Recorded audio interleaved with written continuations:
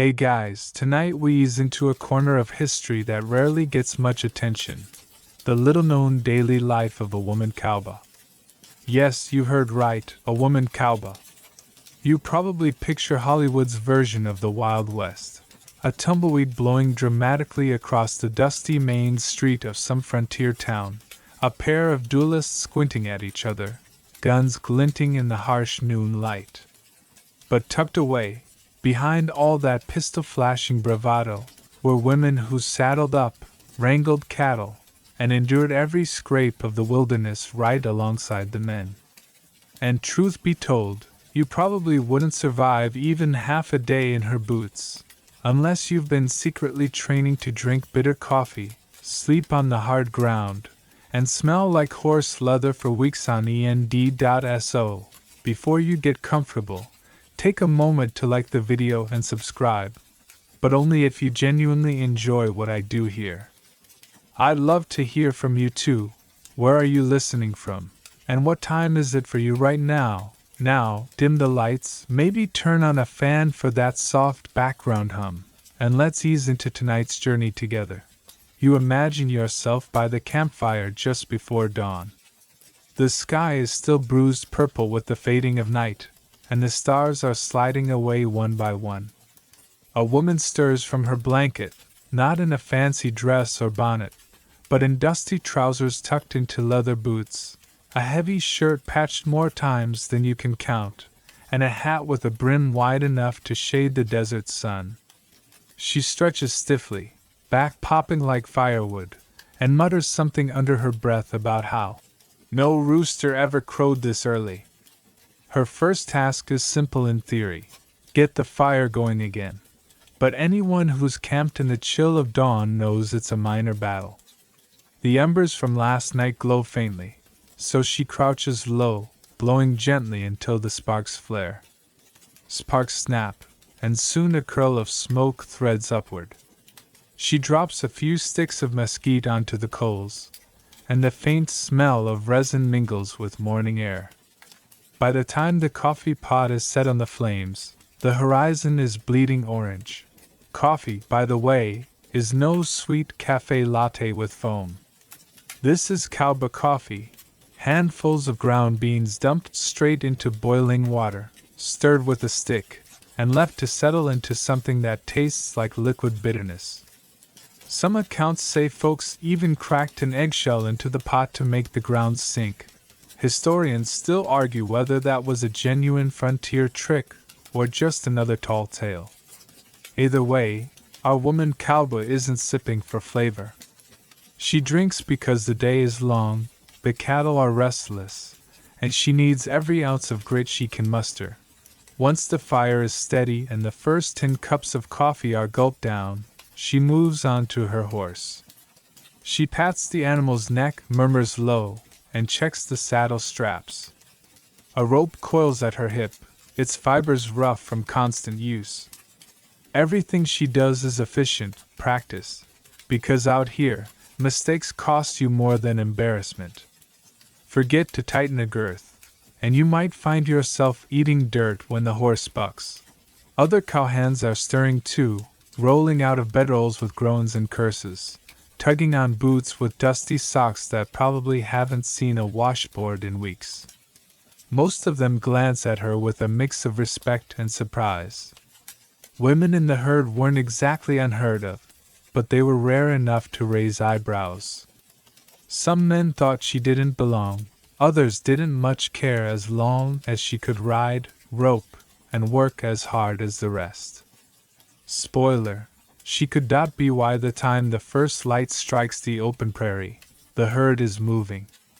Dust rises in soft clouds, and the sound of lowing cattle rolls across the grassland like distant thunder. Our woman cowboy rides near the flank, nudging stragglers back into line, scanning the horizon for signs of coyotes or rustlers. The day has begun, and with it, another stretch of labor that few would imagine for a woman of the 19th century. Here's a quirky tidbit. One traveler wrote that cowboys sometimes boiled their socks along with beans to soften them up, a kind of 2-for-1 cooking method. Whether women cowhands did the same, well, historians still argue whether that was practicality or just one of those grimy jokes men like to tell about life on the trail. Either way, you can bet her socks weren't smelling of lavender.so as the sun climbs, and the smell of burnt coffee lingers. She is already at work, face set, eyes sharp, and mind half on the herd and half on the 100 tiny chores waiting later. The day has hardly begun, and already the weight of work presses down. You ride beside her in your imagination, the air still crisp, the sky pale blue, and the grass whispering under hooves. This is the before sunrise chores moment, though the sun is just now dragging itself above the horizon. The woman cow has little time to admire it. Her horse snorts, eager to move, and the herd is restless, needing to be shifted before they scatter. Her tasks began long before she saddled up. You picture her rolling the bedding tight, tying it to the back of her saddle. She checks her rifle, brushes off dust, and knots her kerchief, red and faded, around her neck. It's not for fashion. A scarf doubles as dust mask, bandage, even makeshift coffee filter when things get desperate. Modern people may scroll through life hack videos online. Cowboys and cowgirls had their own versions, centuries earlier and much grittier. She looks to her mount, brushing down the animal's coat with a quick rhythm. Grooming isn't a luxury, it's essential.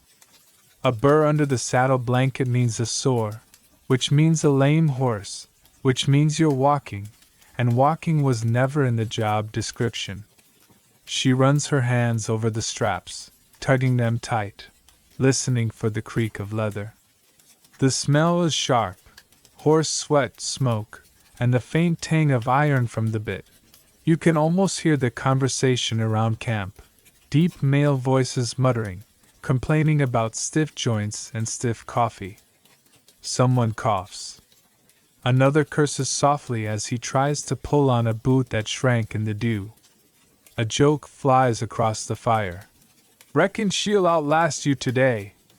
The others laugh, half admiring, half wary. Being a woman among them is both shield and target. The chores expand beyond her horse. She stoops to scatter last night's ashes, carefully covering the fire pit with earth so it won't flare up later. She slings a small sack of supplies onto her saddle horn. Dried beans, maybe, or strips of jerky. Nothing glamorous, nothing fancy, but calories mean endurance. And endurance is her only guarantee of making it through the day. With the herd nudged forward, she positions herself where she's needed most. The outer edge, riding slowly, nudging strays back into place. She whistles low, clucks her tongue, swings her rope casually. It's not always about roping cattle, it's about presence, about showing the animals you're in control. Cows are not clever, but they're stubborn. One decides to wander, the others might follow. The woman cowboy's job is to keep order without breaking stride. The world around her shifts with the morning light. Prairie dogs dart from burrows, hawks wheel overhead, and in the distance, a thin column of smoke hints at another camp. She keeps her eyes open, scanning. A rustler could be anywhere. The west was open, but it wasn't empty. Here's your historical fact for this section. Records tell us that on many ranches in the late 1800s, women worked as cowhands during roundups and trail drives. They weren't always officially hired, but they were present, daughters of ranchers, widows, or women simply determined to carve out a place. Some dressed in skirts, others in men's trousers. The choice wasn't about fashion, it was about whether you wanted freedom of movement or freedom from gossip. And for the quirky tidbit, some cowhands swore that carrying a potato in your pocket would keep you from getting rheumatism. Did our woman cowboy try that? Maybe. Did it work? Historians still argue whether that was folk medicine or just something a tired cowboy muttered after one too many mugs of burnt coffee. So there she is, riding with a steady gaze, already hours deep into chores while most townsfolk are still rubbing their eyes. The day stretches ahead, long and unrelenting, and she knows the chores will never really end, just shift from one kind of exhaustion to another. The herd spreads before her like a slow-moving sea, lowing cattle, horns swaying, hooves stirring up dust that clings to your tongue. This is morning with the herd, and the work requires patience more than strength. She rides a little apart, scanning the edges where calves might wander, where coyotes might linger just out of sight. Her horse moves almost by instinct, ears flicking at every sound, muscles taut as if it too understands the responsibility. She whistles, low and steady, coaxing a calf back toward its mother. The mother bellows, annoyed, but the pair is reunited. These little interventions happen dozens of times in a morning, none spectacular, all essential. If one calf is lost, that's money gone. If several are lost, that's a livelihood shattered. Out here, every animal matters. Occasionally she leans down, eyes narrowing, inspecting the ground. Tracks, she thinks? Maybe just deer, maybe something else. Cattle thieves, rustlers, are a real threat, and not just in dime novels. Some worked alone, some in gangs, all dangerous. And the law? Often miles away, indifferent, or too slow to matter. Which means her revolver isn't just for show. She pats it lightly, not with menace but with familiarity, like someone tapping the pocket where they keep a key. She rides up beside another hand, who spits into the dirt and grunts. "That done cow's limping again." Together they edge closer, circling until they spot the culprit, a light-colored cow with one hoof swollen. She notes it, mentally adding another chore for later. Injured animals require attention, but on the trail, care is rough, a poultice of chewed tobacco slapped on, a rope sling, maybe nothing more than forced rest. Medicine was as much guesswork as science. Here's a mainstream historical fact for you.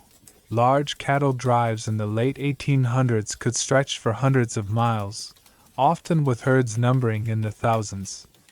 Women who rode with them worked the same hours, the same tasks, often with less recognition. And the quirky tidbit? Some trail diaries mention that cowhands believed cattle could sense ghosts. If the herd spooked without reason, men muttered about restless spirits on the prairie. Did she believe it? Hard to say.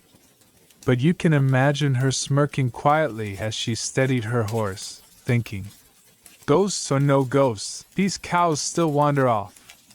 Historians still argue whether such tales were superstition, boredom-fueled imagination, or something more. By mid-morning, sweat beads her forehead.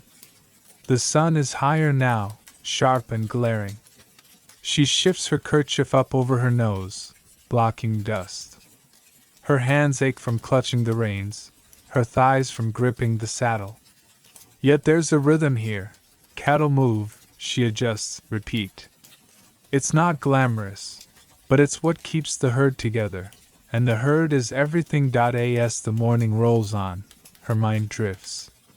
Maybe she thinks of home, of some quieter life she left behind or never had. Maybe she recalls the laughter around last night's fire, a joke told badly, a song sung off-key.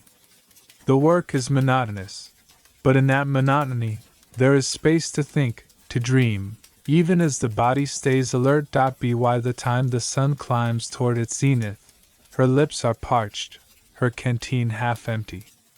The cattle trudge on, unhurried, oblivious. And she stays with them, one more figure in the dust, guiding, guarding, enduring.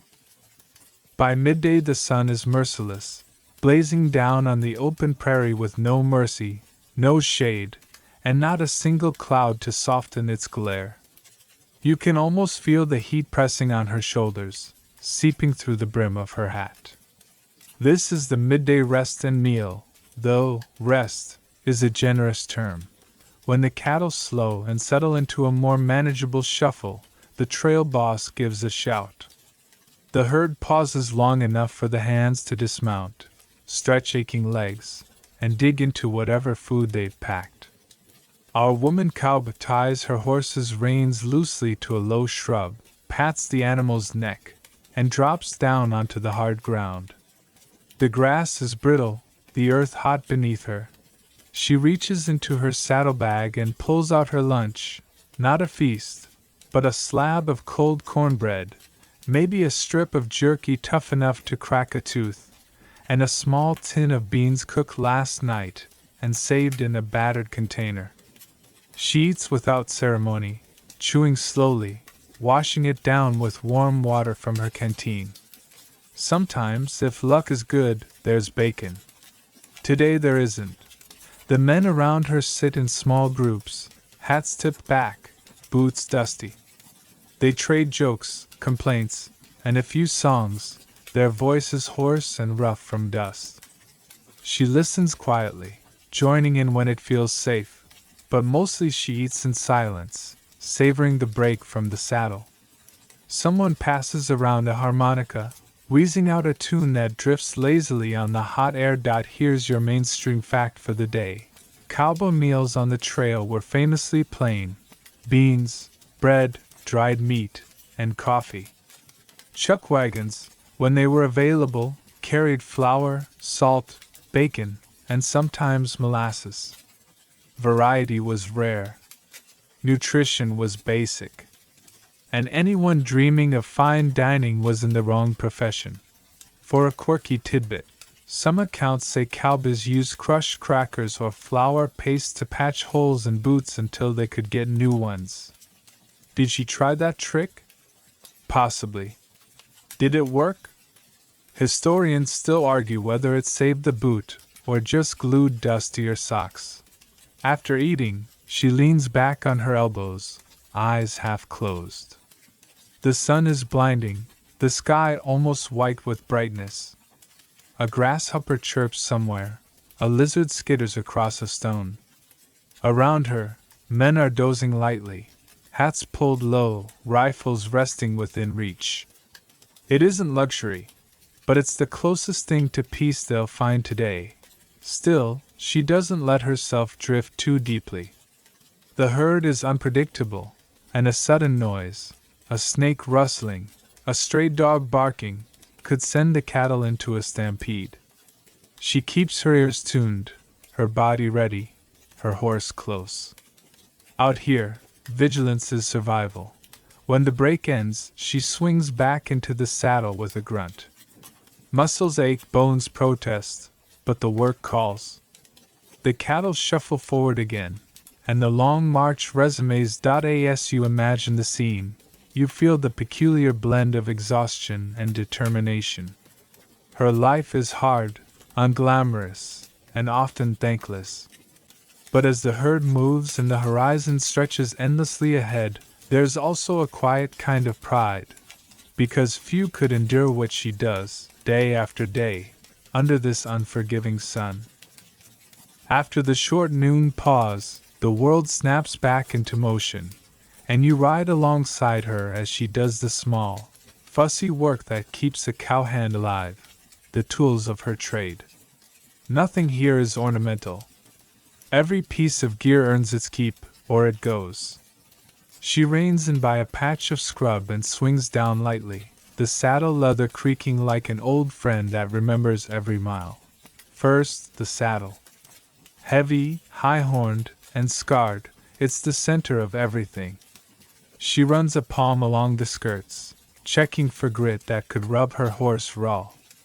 The tree is stout, the seat deep, the cantle high enough to catch her when a steer decides to change the laws of physics. A worn saddle blanket gets a brisk shake, burrs picked out, dust slapped free. She checks the latigo where it passes through the cinch ring.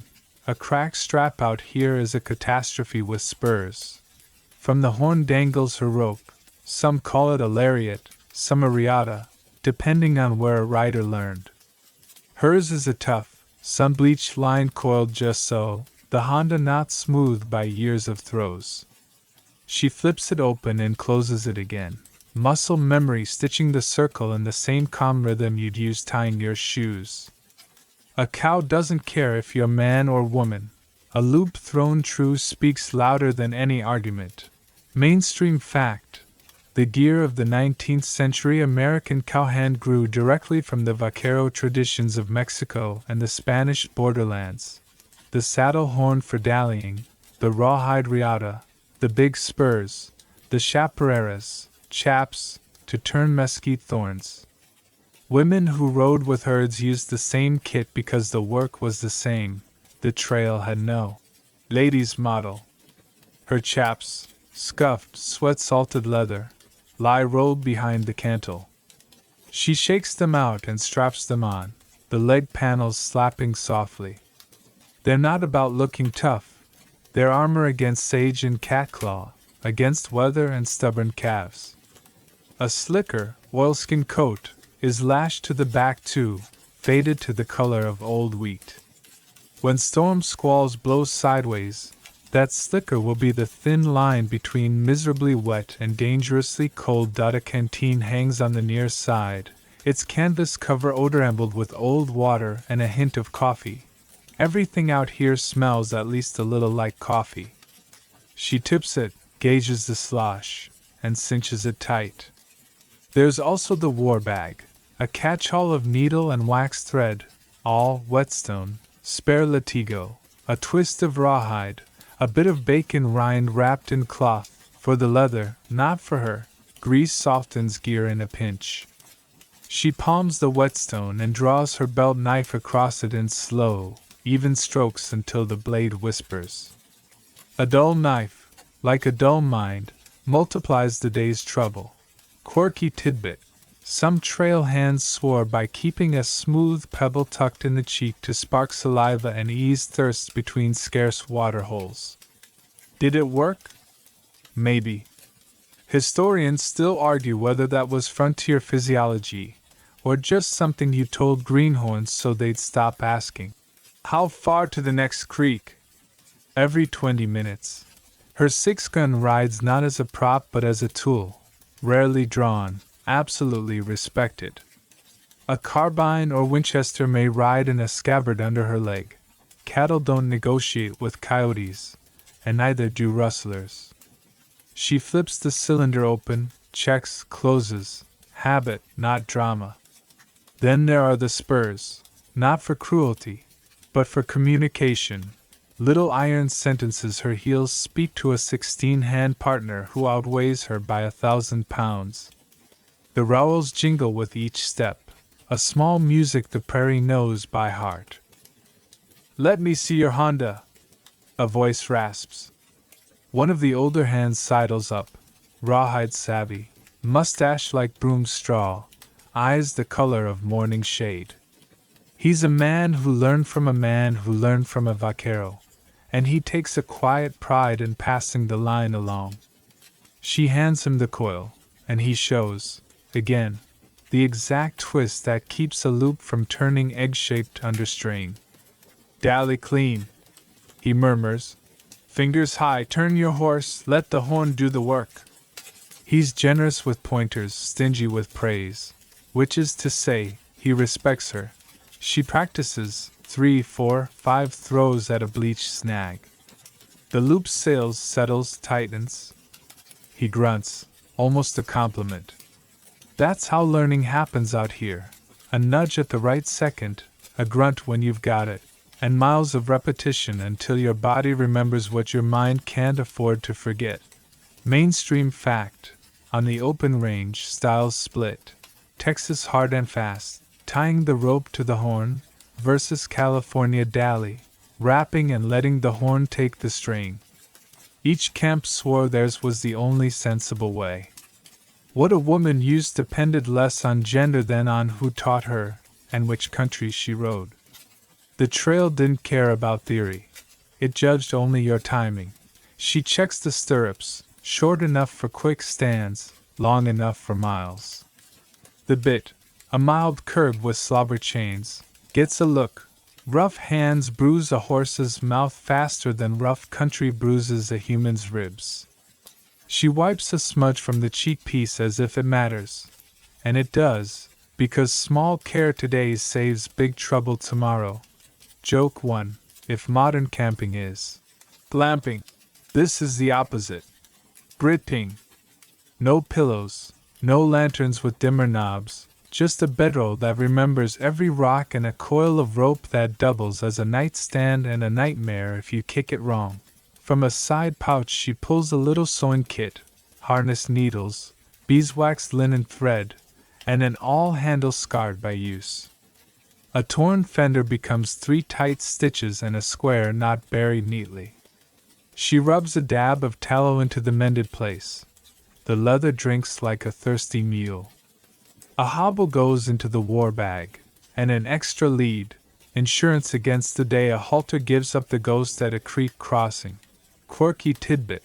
A few outfits insisted riders carry a match safe made from horn or brass because soggy matches meant cold beans and darker nights. Others swore by striking matches off their stirrup iron like a parlor trick. Historians still argue whether that was common practice or cowboy bravado performed for an audience of 2, the prairie and your own ego. She steps back, scans the whole spread, horse, saddle, rope, firearm, small repairs, like a captain walking the deck before a blow. Nothing flashy, nothing wasted. Out here, beauty is function that has survived. Joke 2. If she had a social media page, it'd be nothing but gear flat lays, a coil of rope, a knife, and the caption, "Today's look, dust." A younger hand rides up, hat too new, questions too many. "How'd you throw your loop without looking?" She smiles sideways. "You don't," she says. "You learn where it is when you're not staring at it."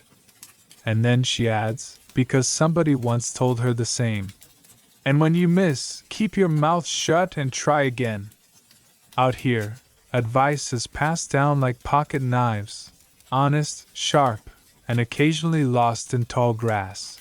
Mainstream fact: women cowhands appear in ranch payrolls, memoirs, and newspaper blurbs, more often as ranchers' daughters or widows who kept outfits running than as Hollywood loners. Many wore split skirts at home and trousers on the trail. Historians still argue how many rode full drives versus working close to the home range. What they don't argue is that the ones who did earn their place the same currency as any hand, miles, skill, and showing up the next morning. She tightens the cinch a final hole. The horse blows, settles. The herd edges forward, a slow-rolling quilt of hides and horns. She swings aboard, feels the saddle fit the small of her back like a promise and a warning. The old hand nods once. "You've got your kit right," he says, which is practically poetry in this language. Joke 3. People say, "Dress for the job you want." On the trail, you dress for the weather you didn't ask for, the cow that won't cooperate, and the day that's already longer than your patience. And there it is, the quiet reality of her trade. Not legend, not costume, but a system of leather, iron, rawhide, and habit, refined by bad days until it simply works. She rides back to her slot along the flank, rope where she can reach it, slicker tied for squalls, canteen ready, knife keen. Tools in place, mind in place, horse in hand. The kind of preparation nobody writes songs about, but the kind that keeps you alive long enough to hear the songs someone else will sing. The trail rolls on, and as the afternoon sun slants a little lower, the work turns to a different rhythm, her horse care and horsemanship. Out here, the animal under you isn't just transportation, it's half your body, half your luck, and sometimes more reliable than the men riding alongside. She rides a rangy gelding, hide the color of sun-bleached clay, with a mane that refuses neatness. His ribs show faintly, but his legs are clean, and his eye is alert. Every morning, she checked his hooves for stones, picked them clean, and every evening she'll rub him down with a rag that used to be a shirt. It's care that feels almost parental, even though it's practical. A horse neglected is a rider endangered. Mainstream fact: cattle drives depended on remudas, strings of extra horses herded alongside, each cowboy swapping mounts once or twice a day. A good remuda meant fresh legs, steady work, and fewer accidents. A tired horse was as dangerous as a bad storm. Women on the trail were expected to ride just as many remounts as the men. The herd didn't slow for anyone. Now, in mid-afternoon, she shifts her weight and lets her mount stretch his neck, blowing out a sigh that sounds more human than beast. She runs a palm over the saddle horn, a small signal of reassurance. Though let's be honest, the horse is probably reassuring her. He flicks his ear back as if to say, "Don't miss that gopher hole or we'll both regret it." Quirky tidbit: some riders swore by feeding horses coffee mixed into mash, claiming it perked them up. Did it work? Maybe for the human sneaking sips, but historians still argue whether equine caffeine was folklore, desperation, or just a good excuse to keep all the coffee to yourself. She leans forward, murmurs something half nonsense, half affectionate. He twitches his skin where a fly lands, sidesteps once, then settles. She shifts her rope hand, adjusts her weight, and they glide as one again. That unity, of rider and horse moving like a single thought, feels almost sacred, though nobody out here would use a word like sacred. They just say, "She rides well. Her mount has moods." In the mornings, he's eager, ears pricked, hooves drumming with energy. By noon, he's cranky, trying to steal bites of grass whenever the pace slows. By evening, he's tired but steady, pushing forward because that's what he was trained to do. She knows every twitch, every snort, every odd rhythm in his gait. And he, in turn, knows the shift of her weight, the squeeze of her knees, the click of her tongue. Joke 1. You could say it's the healthiest relationship in her life. She feeds him, he carries her, either one asks awkward questions about the future. Later, when they rotate mounts, she dismounts smoothly and hands him off to the remuda wrangler, who jots a mental note. "This horse is tired, give him oats if we can spare it. Water at the next creek." She swings up onto a fresh bay mare with a star on her forehead, and the mild patience of a saint. The saddle feels slightly different, but the rhythm quickly becomes familiar. You don't fuss about personalities on the trail, you just adapt. Mainstream fact: many cowhands preferred geldings for steadiness, but maras weren't unheard of, especially on smaller ranches. Some women, according to journals, favored maras, swearing they understood their moods better. Historians still argue whether that was practical wisdom or projection. The afternoon stretches, the hooves thud, the sun beats. But her connection to the horse is a kind of moving meditation. Each shift of pace, each tug on the reins, each exhale feels like music only she can hear. And though no one will praise her for it, that bond is as crucial as any skill with a rope or rifle. Joke 2. If a horse sneezes on you, it's good luck. At least, that's what she tells herself when her sleeve is soaked. At a creek crossing, she reins in, lets the bay test the water. The herd hesitates, lowing nervously. She squeezes gently, and her mare steps forward with steady confidence. The others follow, rippling the surface with dozens of hooves. She pats the horse's neck afterward, murmuring thanks as if they're partners in some secret deal. Later, when the day cools, she'll rub each horse down, loosen cinches, check backs for sores, brush spurs from tails. It's exhausting, yes, but she knows. The herd belongs to the boss, the camp belongs to the cook, but the horse, this horse, is hers in the truest sense. Joke 3. Out here, the best compliment isn't, "You ride like a man." It's, "Your horse still likes you after 100 miles. And so, as the sun slides toward the horizon, she keeps pace, horse beneath her, herd before her, dust around her. Each hoofbeat is both ordinary and extraordinary, an unbroken chain that links her day to the centuries of riders who came before, and to the millions of small choices that keep her and her mount moving forward on the endless trail. By late afternoon, the prairie seems to shimmer under the weight of heat, and even the cattle grow restless.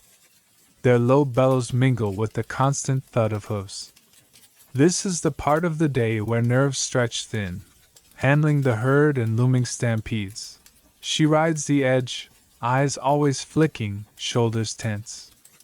A sudden crack of thunder, the snapping of a branch, or even a rattlesnake's hiss can send thousands of pounds of beef surging forward in blind panic. When that happens, the world shrinks to dust, hooves, and the very real possibility of being trampled flat. You don't outrun a stampede, you outsmart it. Mainstream fact: cattle stampedes were one of the greatest dangers on the trail. They could travel miles before slowing, and even seasoned riders dreaded the roar of a herd gone mad. One wrong noise in the night could undo weeks of careful progress. She has heard the stories of men dragged from saddles, of horses crushed, of wagons overturned in the chaos. But stories don't stop the work. She adjusts her kerchief over her nose, squints into the shifting mass, and keeps her mount steady. Her job is to turn the herd, angle them into a wide arc so their momentum curves, slows, and eventually circles back in on itself. It's less about strength, more about nerve. This is where skill matters. She leans forward, shouting a sharp command, her voice barely audible over the rising thunder of hooves. Her horse plunges into the dust cloud, chest heaving. She waves her hat, slaps her rope against her thigh, anything to draw the animal's gaze, to bend them without breaking herself. Her heart pounds, but she does not falter. Quirky tidbit: some cowhands swore singing calmed cattle, and they'd croon half-forgotten lullabies or hymns while riding the edges of a restless herd. Did she sing? You can imagine her humming off-key, voice raspy with dust, muttering, "Hush now, you beasts," like she was soothing a cranky toddler. Historians still argue whether the singing truly helped or if it just gave riders something to do with their fear. The herd stumbles, slows, shifts direction. Dust fills her lungs, eyes sting, throat burns. But the cattle begin to settle, grumbling to themselves like old men forced to walk faster than they'd like. She wipes her forehead with a sleeve, smearing sweat and grime, and laughs under her breath, half relief, half defiance. She's still here. Still in the saddle. Joke 1: out here, the herd only listens when your horse. Which is ironic, since your horse is the only one not panicked. After the danger passes, she reins in, letting her mount blow hard. Her chest aches, but her gaze is calm. This won't be the last scare, not on a drive of this length. She knows tonight she'll ride night guard, circling the herd under starlight to keep them quiet. That's when songs matter most, when whispers carry across the sleeping prairie. Joke 2: if the cows spook at ghosts, and you spook at cows, it's basically a comedy of errors. She watches the dust drift away, revealing horns, hides, and weary eyes blinking back at her. For a brief moment, the world is quiet again, just the creak of leather, the shuffle of hooves, and her own pulse finally slowing. She pats her horse's neck. They survived the storm, At least this one. Historians still argue whether women on cattle drives were given more dangerous positions or if they seized them to prove themselves. Either way, our writer takes the edge willingly. Because sometimes, the best way to command respect isn't with words, it's with dust on your face and the herd turning at your hand. Joke 3. She once quipped that stampedes were just cattle's version of group exercise. No one laughed then. They were too busy not dying. So, as the sun leans west and the herd calms into a steady plod, she settles in once more, knowing that calm is temporary, that fear never stays far. But she also knows she has survived another rush, and in that survival, there's a peculiar kind of pride. Evening settles in slowly, the light going gold across the endless grasslands, and with it comes one of the most crucial tasks of the drive, setting up camp. After hours of riding, the prospect of sitting, eating something warm, and hearing the clatter of pans from the chuck wagon is almost intoxicating. She rides into camp as the cattle are herded into a bed ground, a loose circle where they'll be watched all night. The air smells of dust, sweat, and the faint sweetness of mesquite smoke as the cook builds a fire. She dismounts stiffly, knees wobbly from the saddle, and unties her bedroll from behind the cantle. It's nothing fancy, a canvas sheet, a wool blanket, maybe an oilskin to keep out dew. She lays it out on ground that's flat enough, not caring if it's rocky or lumpy. Luxury is relative, and out here, a blanket between you and the dirt is luxury enough. Mainstream fact: the chuck wagon was the heart of any cattle drive camp, invented in the 1860s by Charles Goodnight. It carried everything: flour, beans, coffee, bacon, dried fruit, cast iron pots, and the ever-important sourdough starter. Cowboys gathered there for food and news, much like a medieval hearth or a modern office water cooler. She drifts toward the cook fire. The cook, a grizzled man with an apron blackened by years of soot, stirs a pot of beans with a spoon the size of a paddle. The smell is rich, smoky, and so comforting it's almost enough to disguise the monotony of beans every single night. He nods at her, ladles a portion into her tin plate, and hands over a wedge of cornbread.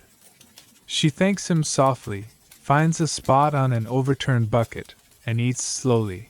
Quirky tidbit: trail cooks were sometimes called koozies, and they ruled camp with iron spoons. Insulting the cook was dangerous. He might, accidentally, burn your beans or forget to sweeten your coffee. Some even spiked biscuits with extra baking soda for revenge. Historians still argue whether cowboy folklore exaggerated these stories or if cooks really were as vindictive as feared. The men chatter around her, some joking, others swapping lies about the women they left behind. She listens, half amused, half exhausted. She doesn't join in much, though once in a while she throws in a dry remark that earns laughter. The truth is, she'd rather just eat in peace, savor the crackle of fire, and watch the stars begin to appear. Joke 1. Out here, beans are so regular a meal that even the cattle probably complain about variety. After dinner, the camp shifts into a rhythm of small chores. She tends her horse, wiping down sweat, checking for sores, loosening the cinch so the animal can breathe easy. She murmurs a few words of gratitude before hobbling him lightly so he doesn't wander too far in the night. To her, it's as much ritual as necessity. Her saddle becomes her pillow, her blanket her roof. She pulls off her boots, rubs sore feet, then slides them halfway back on. No one sleeps barefoot, not when a midnight alarm could mean a stampede or a rattlesnake slithering too close. The fire throws sparks into the darkening sky. Coyotes yip in the distance. Someone pulls out a fiddle and scratches a tune that's more spirit than skill. She leans back on her blanket roll, plate licked clean, belly full for the first time since dawn, and lets the sound wash over her. Joke 2. A cowboy fiddle has only two settings: out of tune and still out of tune. Night guard is assigned in shifts, and she draws the second one. That means she'll get a short nap before waking to ride slow circles around the sleeping cattle. For now, she closes her eyes, letting the hum of voices fade. Dust clings to her skin, her hair feels like straw, but the breeze is cooler now, and that's enough. Mainstream fact: cowboys often slept just a few hours at a time, rising for guard duty. Coffee, hard biscuits, and sheer willpower fueled them through exhaustion.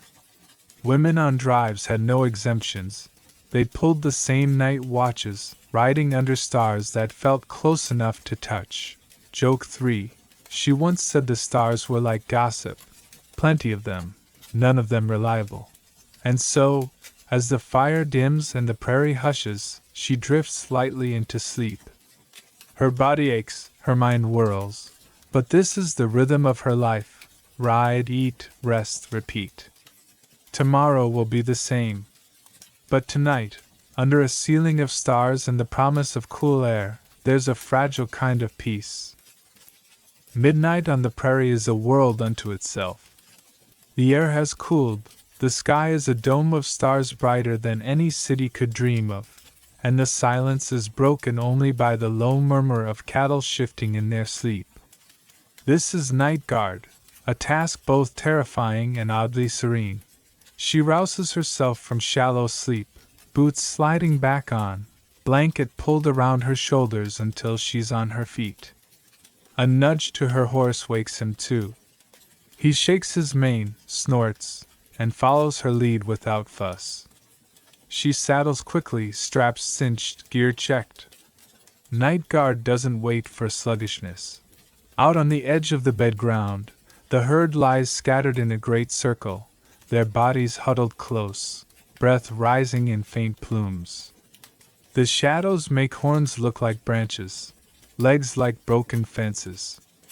The sound is almost soothing, the rhythmic chewing, the occasional grunt, the steady sigh of beasts at rest. Mainstream fact: cowhands rode in shifts of 2 to 4 hours each, circling the herd to keep them calm. Whispered songs or low humming were considered essential. Any sharp noise risked spooking the cattle into a stampede. She settles into the rhythm, reins loose, body swaying with her horse's slow steps. Around her, the prairie stretches in an ocean of silver blue, grass shimmering faintly under starlight. The moon hangs low, pale and indifferent. Somewhere far off, coyotes yip and fade. She hums softly, a half-remembered hymn, her voice blending with the night breeze. Quirky tidbit: some cowboys swore cattle preferred certain tunes, like Home on the Range, before it was famous, or even lullabies borrowed from their mothers. Historians still argue whether the cows genuinely cared for the music or simply didn't mind the droning sound of a tired human voice. She doesn't care either way. The singing soothes her as much as them. Each verse is a way to measure the time, to keep drowsiness at bay. Because drowsy riders make mistakes. And mistakes out here are loud.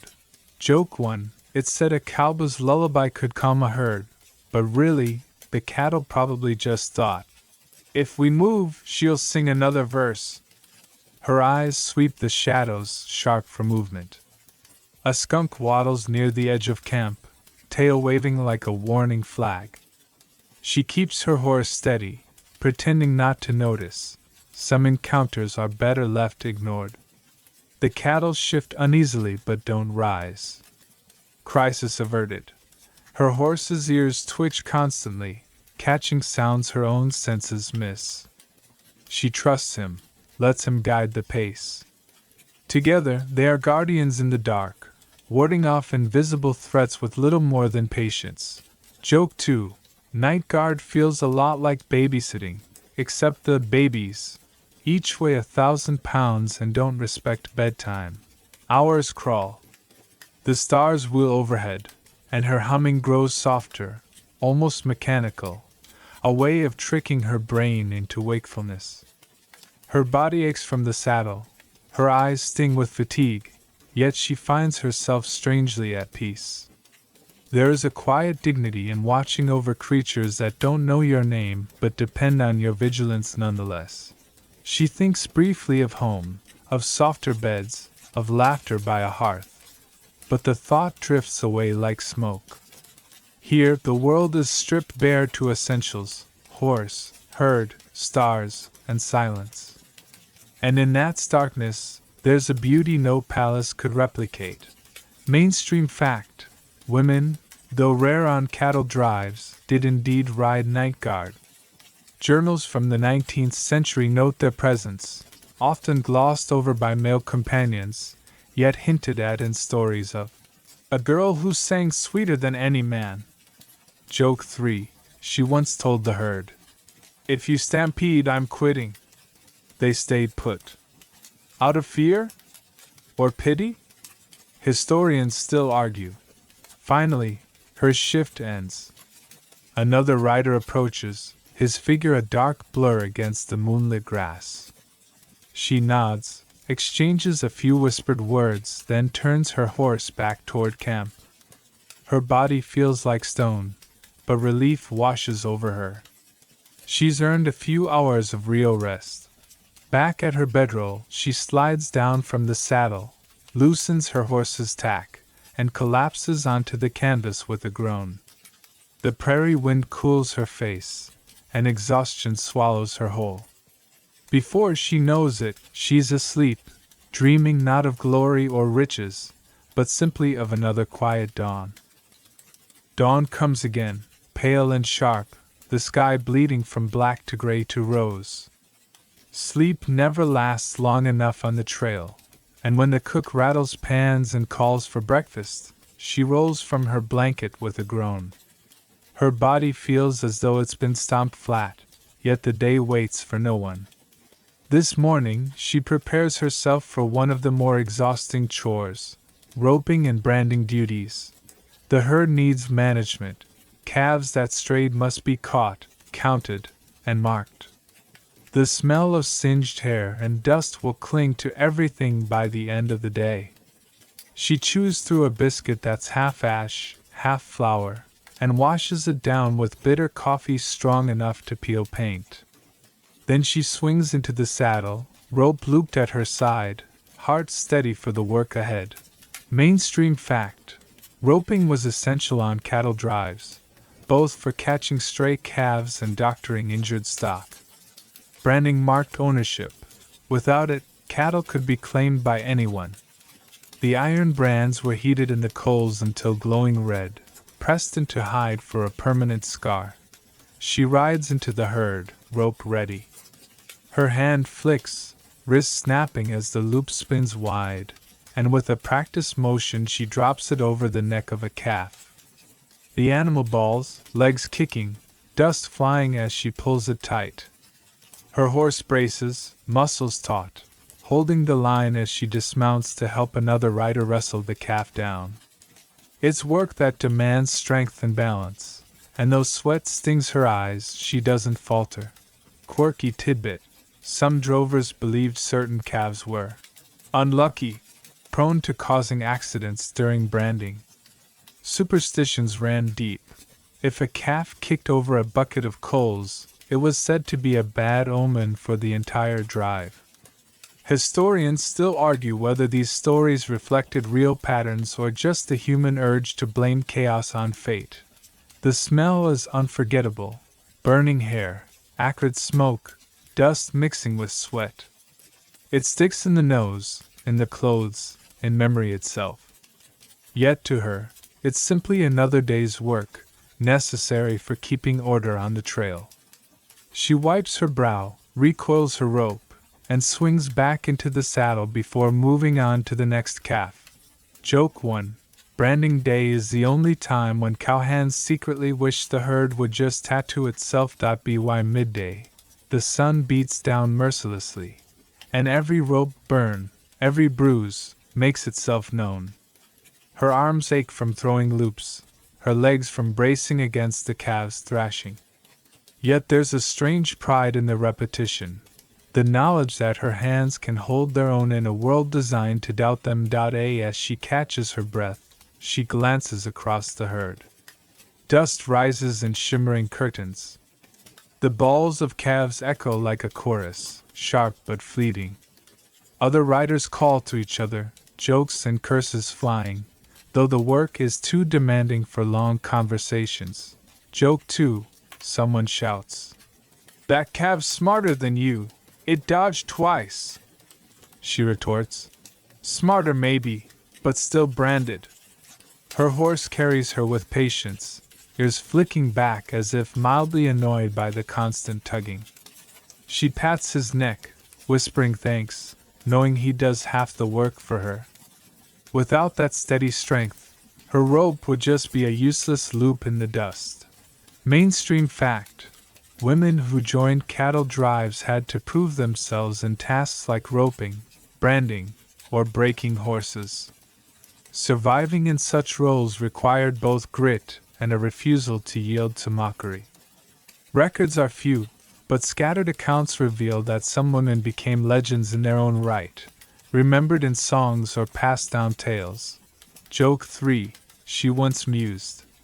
If cows knew branding was just paperwork, they'd stop fussing. By late afternoon, the fire dies down, irons cool, and the herd quiets. The calves, marked and weary, huddle back against their mothers. She pulls her kerchief down, wiping soot from her lips, and laughs at the sight of herself, grime-streaked, sweat-soaked, rope-burned.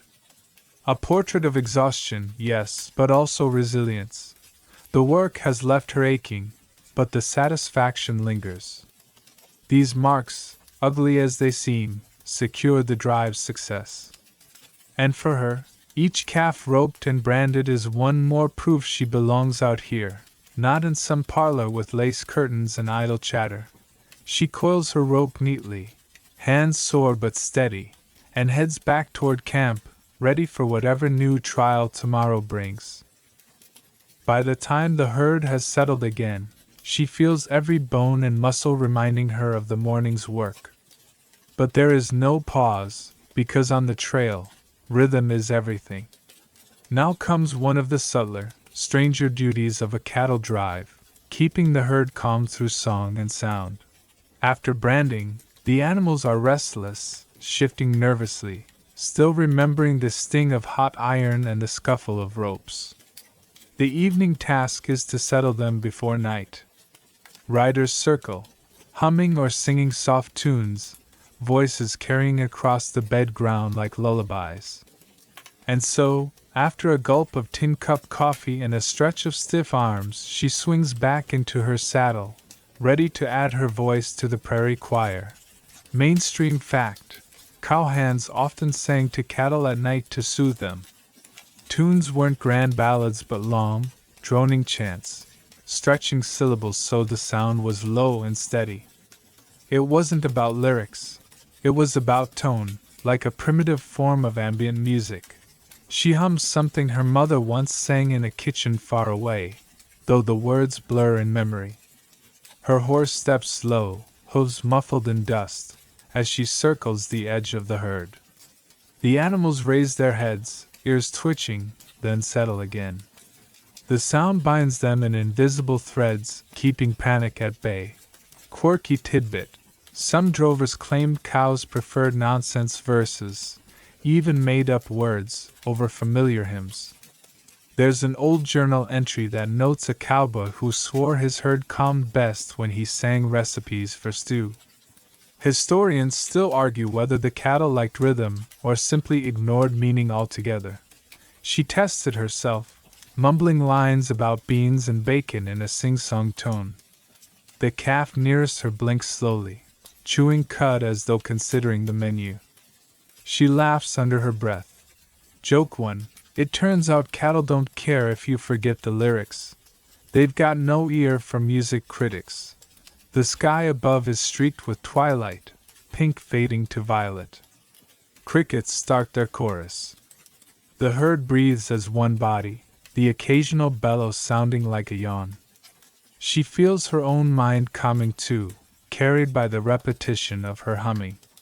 The work is wearying, but it has an odd comfort, being useful simply by filling silence. Around her, other riders do the same. One belts out a half-remembered hymn, another mutters a Spanish lullaby, and someone farther off whistles an off-key march. Together, it makes a patchwork of sound, weaving a net of calm around the animals. Joke too, she wonders what a passing traveler would think, an orchestra of half-asleep singers crooning to cows as if the prairie were a grand opera hall. Her horse flicks his ears, perhaps judging her performance. She pats his neck, murmuring, "Don't worry, I won't quit my day job." Mainstream fact: the phrase cowboy songs later became a whole genre of American folk music, built on the hums and chants that once echoed across cattle drives. The lullabies of the trail were seeds of culture, carried long after the last herd moved north. The night grows deeper. Stars prick through the indigo sky. The herd finally stills, hooves tucked beneath massive bodies, heads lowered in bovine slumber. She circles once more, voice nearly gone, then lets the silence take over. Joke 3. She swears one cow sighed in relief when she stopped singing. Proof, perhaps, that not everyone appreciates her bedtime concerts. Satisfied, she turns back toward camp. The fire glows faint, embers pulsing in the dark. She unsaddles her horse, rubs him down, and lays her head once again on her saddle. Her throat is sore, her body heavy, but inside she feels something softer, like she, too, has been lulled by her own song. And so, beneath a sky spangled with stars, she drifts off, part of the strange nightly ritual that keeps both herd and humans moving forward across the endless prairie. After weeks of dust and beans, the promise of a town is like seeing water after a long dry ride, half miracle, half mirage. The herd angles toward a railhead, a place with a name you've heard in campfire stories: Dodge, Abilene, Ellsworth, Ogallala, towns that bloomed where rails met cattle and money changed hands as fast as spurs hit boardwalk. Today is Encounters in Town, and for a woman cowboy, that means stepping into a public stage where everyone thinks they already know your lines. You ride in with the crew at a careful walk. The trail boss reminds everyone of the rules locals post on signs. No guns in town limits. Marshal on the corner, badge bright, hand resting near the holster, not threatening, just reminding. Mainstream fact: a lot of cattle towns enforced gun ordinances to keep the peace during trail season. The myth of endless gunfights? Great theater. Real life involved checking your iron at the sheriff's office and minding your temper. Boards creak under horses. Telegraph wires hum faintly overhead. The street smells like everything at once: horse, coal smoke, spilled beer, fresh bread, and last night's regrets. You swing down, knees complaining, and tie your mount to the rail. A few men on the boardwalk pause mid-chew, eyes squinting, not at the herd but at you.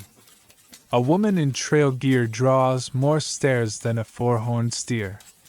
No one says anything at first. The quiet weighs. Then someone spits and says, "Afternoon." You tip your hat. The world spins again. First stop is the general store, the beating heart of any town, stacked to the rafters with everything from patent liniments to peppermint sticks. The bell above the door tings. Inside, light slants through dusty windows, catching motes that dance like tiny prairie fairies. You make your list quick: needle, harness thread, a new latigo if the price doesn't bite, coffee, salt, maybe a tin of peaches if the trail's been especially cruel. The clerk measures out coffee like gold dust, eyes you, then the boss's credit line, and finally the coins you put down yourself. Quirky tidbit. Some frontier shops sold bluing for laundry.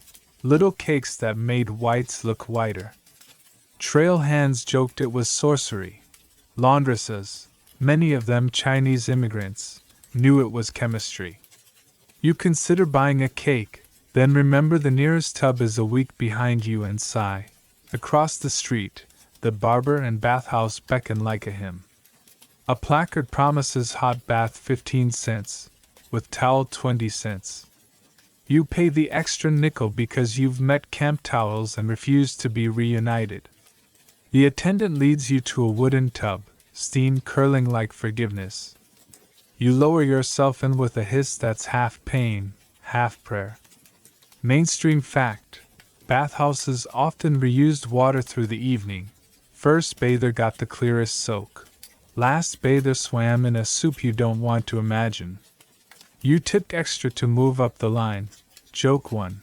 If the bathwater lists your recent life on the surface, dust, beans, horsehair, you know the bath is working.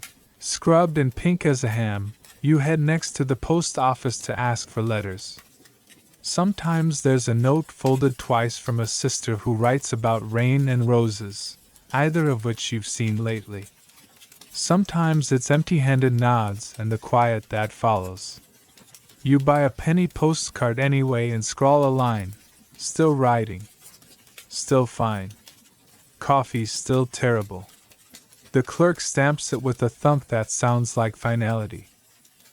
Walking town in trousers draws comments in some places. A few cities passed ordinances against cross-dressing, meant mostly to police people who didn't fit their tidy categories. Historians still argue whether such laws were enforced on working women or whether practicality trumped paper rules in cattle towns. You get a few looks, a few whispers, then a glance from an older woman carrying a basket who nods once, the way someone nods to a storm that does not move for them either. You step into a dry goods shop that keeps a small rack of split skirts, garments designed to pass city eyes and still let a rider mount up without performing acrobatics. You finger the fabric, think of the miles ahead, and decide the trousers you've got will have to do. Money buys rope and oats before it buys compromise. The saloon doors swing, of course. Music shivers out, piano half in tune, laughter half honest. You follow a couple of your outfit inside for a quick drink and a plate that didn't come out of a Dutch oven. The light goes gold through cut glass. The floor smells of sawdust and spilled beer. A few heads turn. You can almost see the thought bubbles, costume or real? You order softly, hat brim low. The bartender sets down a glass and doesn't blink. Either he's seen everything, or he prefers to serve and not philosophize. Quirky tidbit: a number of saloons serve chicory coffee to stretch the real beans, a trick imported from New Orleans. Some cowhands swore the stuff fueled better singing, others claimed it fueled better fighting. Historians still argue whether chicory was thrift or taste. You sip and decide it's brown. That's all it needs to be. Outside, a photographer's studio has a painted backdrop of mountains you've never seen. You watch a trail hand sit stiff as fence posts while the man in the black cloth counts slow seconds. Some cowhands get a tintype made to mail home. Proof they're still alive. Proof they can fill a frame. You think about it, then shake your head. A lens will not understand the dust you've swallowed or the miles your horse carry for you. Joke 2.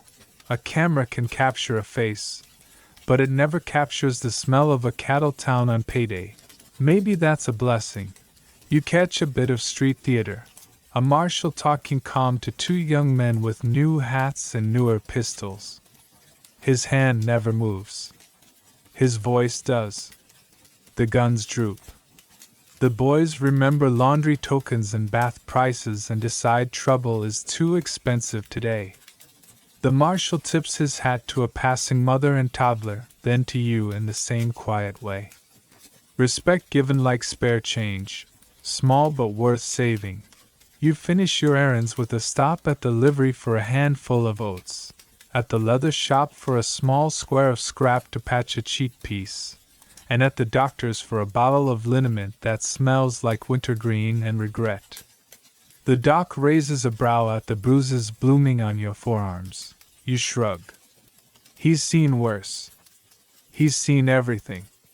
He wraps a bandage just right without asking for the story. Not every question needs an answer. Mainstream fact. Towns often saw a love-hate cycle with trail crews. Money poured in, tempers flared, laws tightened, then loosened when business went lean. Women working the trail navigated that swing with extra care, choosing doors, counters, and words like they were stepping through a corral of skittish yearlings. Joke 3. You learn the trick fast. Walk like you belong, pay like you mean it, and ignore anyone whose hatband is newer than their common sense. As dusk takes the town in long shadows, you gather your small pile of purchases, cinch the saddlebags, and swing up. The boardwalk watchers have new things to watch now. A girl jumps chalk lines. A dog argues with a wagon. The train sighs as if it, too, wants a bath and a soft bed. You ride out toward the bed ground where the herd waits like a low, living hill. The prairie swallows the clatter of town behind you. Its music, its baths, its gossip, its neat stacks of goods and rules. Back at camp, the crew raises hands to what you've brought. The needles, the coffee, the precious tin of peaches announced with a flourish and a cheer. You share the syrup like communion. Sweetness on a trail tongue is almost a sermon.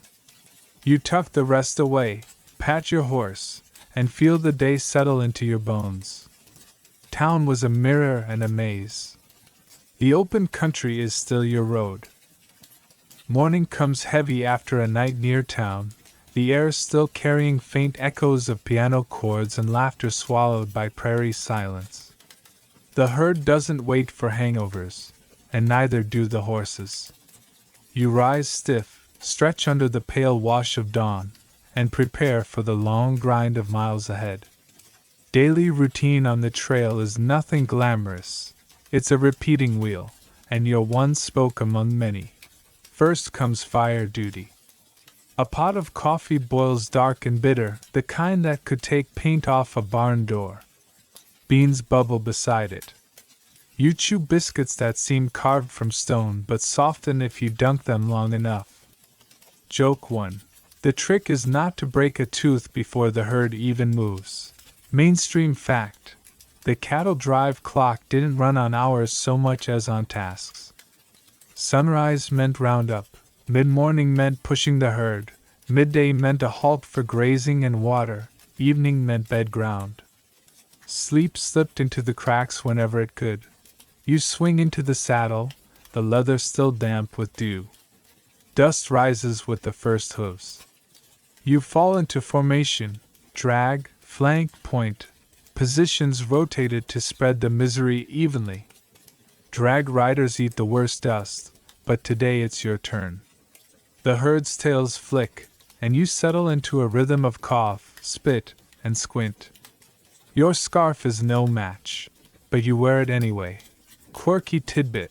Some drovers tied onions or lemons to their saddlebags, believing the smell cut trail dust and sickness.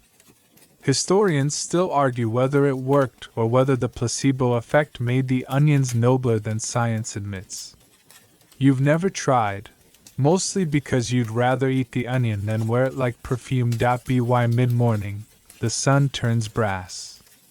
You sip from your canteen, warm, metallic water that tastes faintly of yesterday's rinse. Horses stumble over prairie dog holes.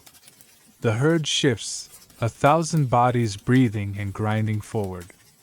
Your voice is hoarse, but you still whoop and whistle to nudge them. It's less command than encouragement, the way someone might talk to themselves on a long climb. At noon, The trail boss calls a halt near a creek.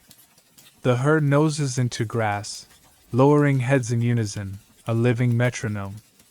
You drop your reins, stretch your back, and kneel at the water's edge. It's cold enough to hurt your teeth, but worth every sting. You splash your face, watch minnows scatter, then scrub at the dust stripe across your cheeks. For a moment you resemble the person you were before the trail, then the sun dries it all back into trail mask. Lunch is predictable. Beans again, maybe bacon bits if fortune smiled at the chuck wagon.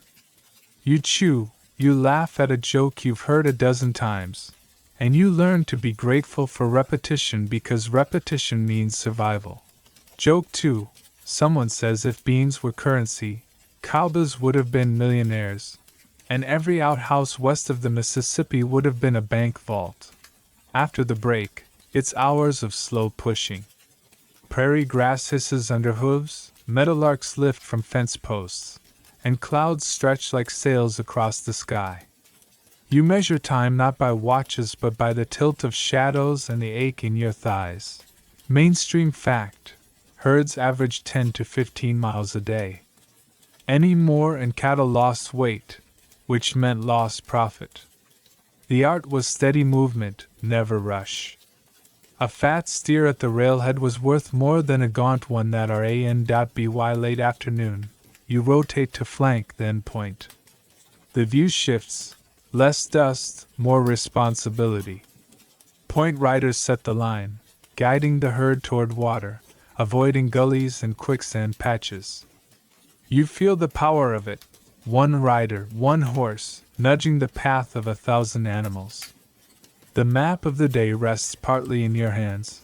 Quirky tidbit: some outfits used bells hung on the lead steers, the clanging serving as compass for the rest. You listen for the faint jingle, steady as a heartbeat. Historians still argue whether the bell was for the cattle or for the cowhands, so no one got lost in a sea of identical hides. The sun slips lower. Shadows stretch long as fence rails. Dust paints the horizon orange. You whistle low to keep stragglers moving, then glance back at the wagon rattling behind, smoke already rising from the cook's fire. Joke 3. You swear the cook's beans can find you by smell alone. No matter how far ahead you ride. As evening cools the air, you steer the herd toward open ground. The trail boss raises his arm, circles once, then twice. That's the signal for the bed ground. The herd mills, then beds down in slow spirals, bellies sinking into trampled grass. Their sighs rise like a choir of exhausted giants. You dismount, stretch legs tingling, and pat your horse's neck. He snorts as if to say he carried the worst of it, and he's not wrong. You unsaddle, rub him down, offer oats if there are any left. Gratitude goes both ways on the trail. Night edges in. Fires crackle. Coffee pours dark again. The day dissolves into laughter, snoring, the occasional coyote yip.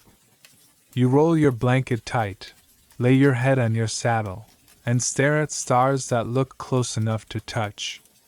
The grind will repeat tomorrow, and the day after, until rails or winter end it. But tonight, in the wheel of dust and hoofbeats, you've found your spoke, steady and turning. You wake in the middle of the night to take your turn at night watch.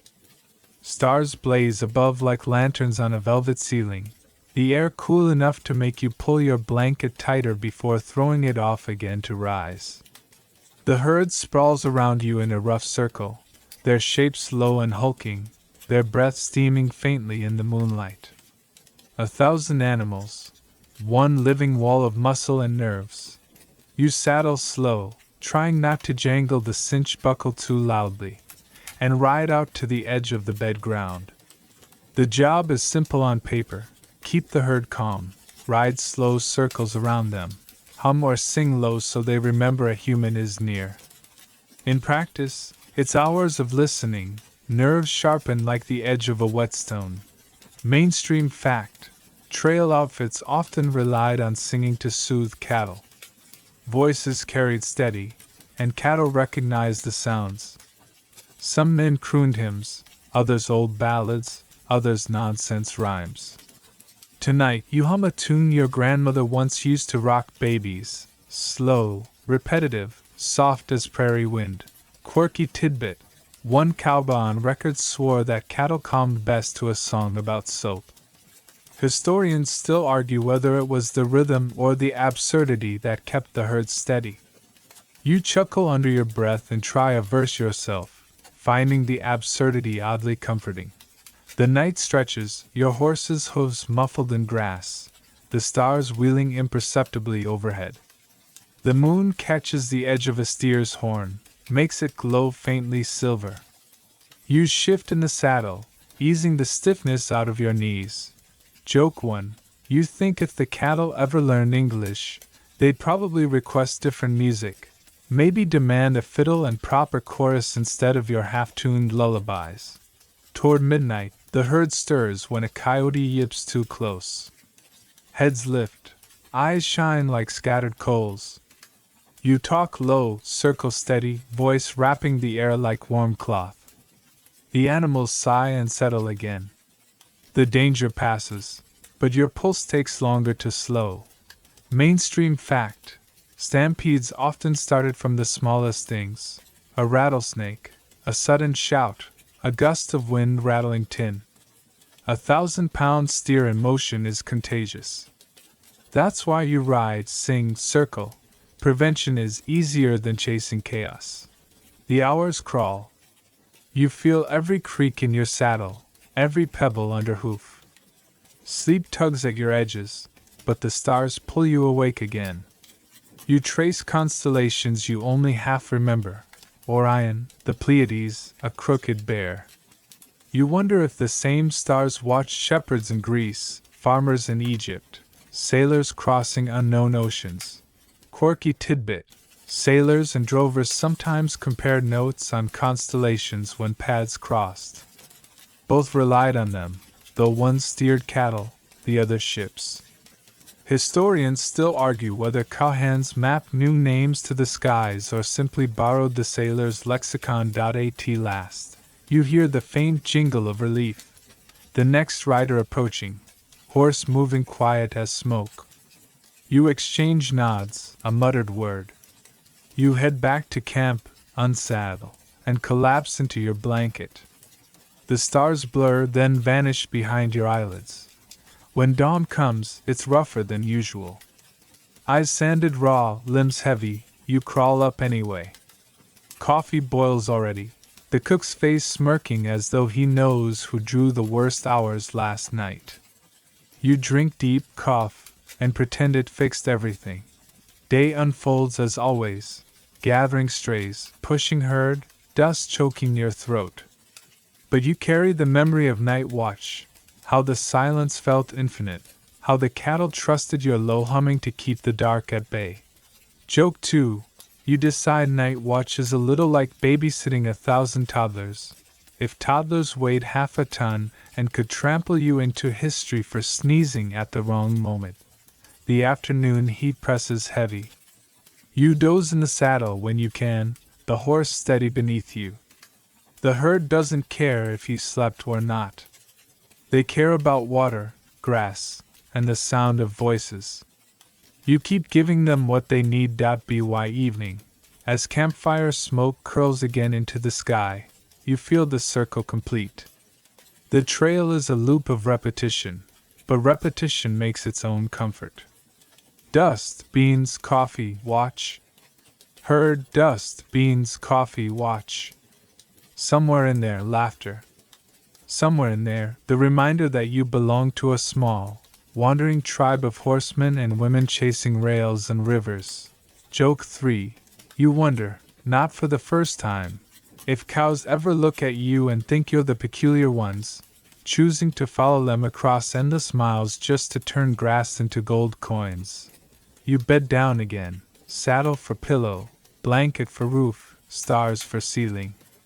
Tomorrow will be the same, but not exactly the same. A trail is both endless and fleeting.